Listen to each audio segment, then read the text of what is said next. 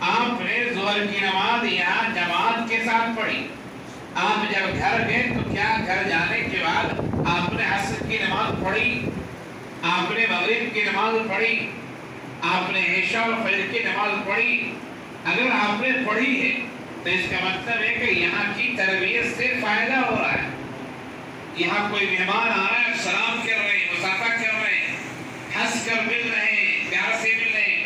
آپ جب گھر جاتے ہیں, گھر میں داخل ہوتے ہیں, تو کیا آپ اپنے والدین کو, بڑے بھائی کو, بڑی بہن کو, یا چھوٹے بھائی چھوٹی بہن کو آپ گھر میں جانے کے بعد سلام کرتے یا نہیں کرتے؟ آپ ان کا ادب کرتے یا نہیں کرتے؟ آپ ان کا احترام کرتے ہیں یا نہیں کرتے؟ اگر کرتے ہیں تو اس کا مطلب ہے کہ ہاں آپ کو تربیت جو دی گئی ہے اس تربیت سے فائدہ ہو رہا ہے. آپ دوپہر کا کھانا یہاں کھاتے ہیں, لنچ لے کر آتے ہیں یا مدرسے کی طرف سے کھانا ہے, جو بھی صورت ہو, کھانا کھاتے ہیں, آپ کے نگراں ہوتے ہیں, مولانا نگرانی کرتے ہیں. آپ نے جب کھانا کھائے تو بس ہاتھ دھویا, پہلے دسترخوان بچھایا, سلیقے سے کھانا نکالا اور بسم اللہ پڑھ کر, دعا پڑھ کر آپ نے کھانا کھانا شروع کیا. تو آپ نے دوپہر کا کھانا یہاں کھایا.